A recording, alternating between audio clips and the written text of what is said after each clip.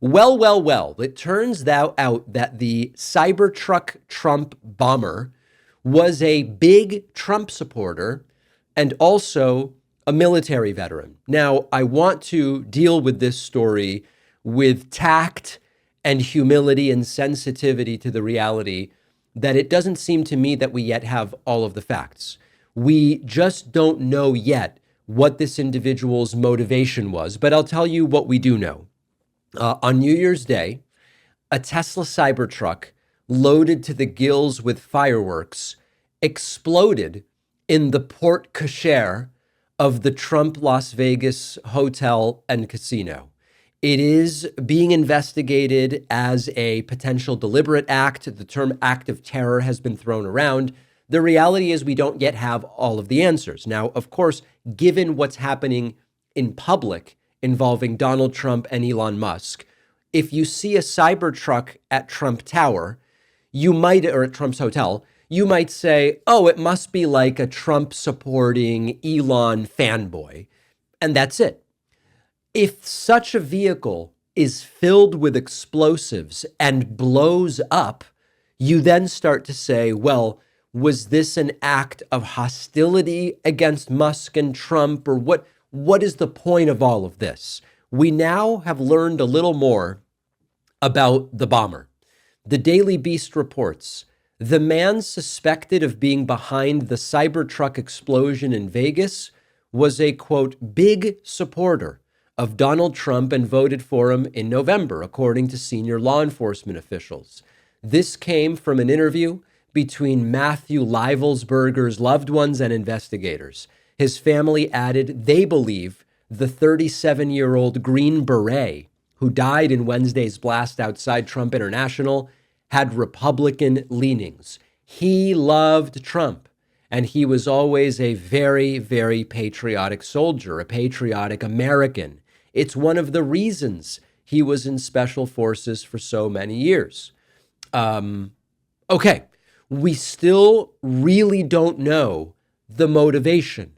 We don't know if this guy was planning something different from what happened, and it all went wrong in the porte cochere, and it exploded in the wrong place. We just don't know yet.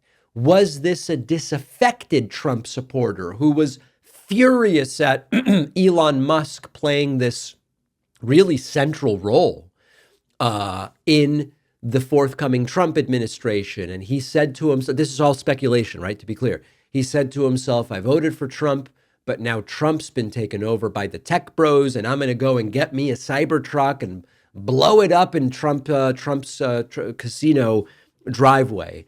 Maybe. Or is it something totally different, which is I'm going to rent one of these cars because I love it, and then I'm going to have a grand old time with fireworks, and I'm going to stay at Trump's hotel just to show how devoted I am. And then, I don't know, it went wrong. And we don't know that. MAGA works in mysterious ways, as we've said before. But there are a few important elements here. Not a left-winger. We can eliminate that entire storyline. This was not some furious left-winger who said, I hate Musk and I hate Trump, and I'm going to do symbolically, and I'm going to attack both of them by getting Elon's car and doing damage to Trump's hotel. No, that narrative, not the one.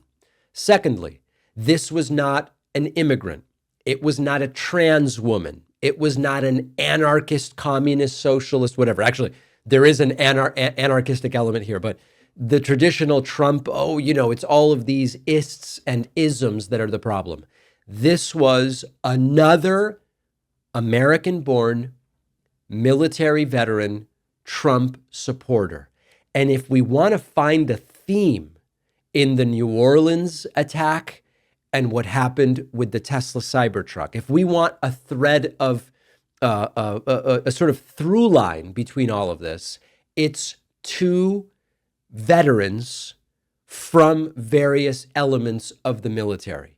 Now, I don't suggest to you that that's why they did this, but understand that immediately the false narrative that this was all about the border and immigrants and criminal illegals, with no evidence, that became the story for MAGA.